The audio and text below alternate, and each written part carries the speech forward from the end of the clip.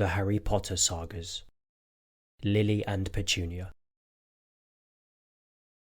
Petunia Dursley turned suspicious eyes on her sister as she walked into the coffee shop.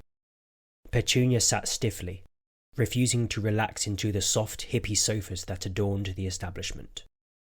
Lily had suggested the meeting place. Petunia would never have visited such a venue on her own terms.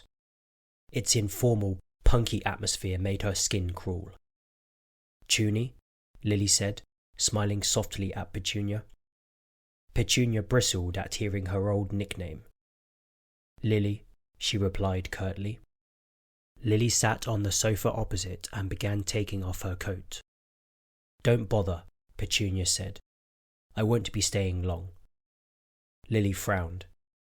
"Tuny, is this how it's always going to be? I thought it was just a childish thing, sibling rivalry or whatever. Are you going to hate me forever?" Petunia didn't answer immediately. When she did, her voice was strained.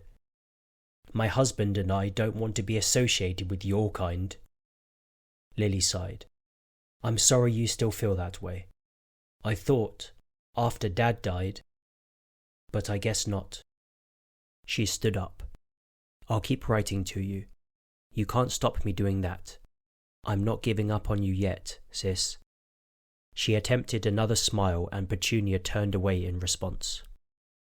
When Petunia looked back after a few seconds, her sister had vanished. For the 1000th time, her heart seared with jealousy. Petunia knew who the letter was from the instant she saw the envelope. The address had clearly been written with a quill, its looping, elaborate letters too delicate for a ballpoint pen. For a second, she considered throwing it straight into the fireplace, which burned almost constantly in this unseasonably cold winter they were having in Surrey. But an overwhelming curiosity took control of her hands, and she found herself opening the letter. "Dear Tuny, I hope this letter finds you well. James and I have some big news. We're very excited, especially since it looks like you and I will be due around the same time. I know you'll hate me for it, but I asked a friend who lives near you to keep an eye out and let me know how you're getting on. They told me you're starting to show, so I think you're a little further on than me. Unfortunately, it isn't all good news in our world. The man I told you about is really gaining power now. People are afraid to speak his name. They just call him you-know-who.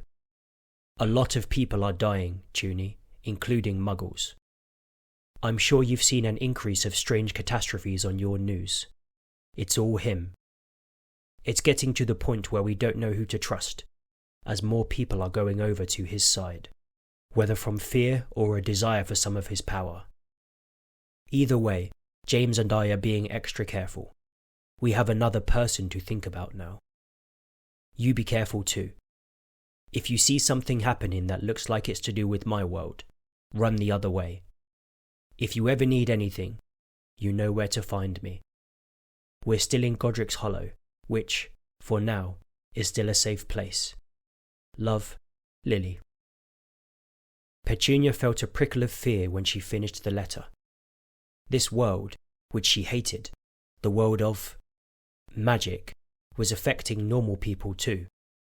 This man, this you-know-who, was killing, apparently indiscriminately.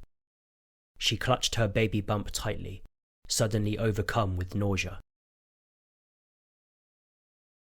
Petunia had just gotten Dudley down for his morning nap when the post arrived. She tiptoed from the room, grabbing the baby monitor from the desk before shutting the door gently behind her. She headed for the front door, deliberately avoiding the steps she knew would creak. The top letter made her pause and scowl. There it was again, the curly, superfluous cursive that could only come from a quill. When would her sister give up? Petunia shook her head. A strange feeling arose in her, that she might actually be happy to hear from Lily, to know that she was alive. She squashed the train of thought and, as she picked up the letter, began scrunching it into a ball. She stepped lightly towards the kitchen and her hand, holding the balled-up letter, hovered over the bin. What could Lily possibly have to say to her? Petunia was happy with her family, with her life. She didn't want Lily and her kind interfering, especially with you-know-who wreaking havoc across the country. The more distance Petunia maintained from the freaks, the better. But what if the letter contained a warning, some useful information that could keep Petunia and her family safe? Begrudgingly, she opened the letter. Dear Petunia, I've really tried. I've made an effort all these years to fix our relationship, and you've continued to push me away. I give up. My family is in danger, and I won't give energy to people that don't care anymore. We're going into hiding, and when we eventually come out, you'll have gotten your wish. I'll leave you alone from now on. I used to think that Harry and your son might grow up together, that they could make some good memories, like you and I used to before I got my Hogwarts letter. But I've accepted the truth. You're never going to get over what I am. So, this is goodbye. I wish you all the best. Lily. Petunia tore the letter up and furiously shoved it into the bin. Her face felt hot.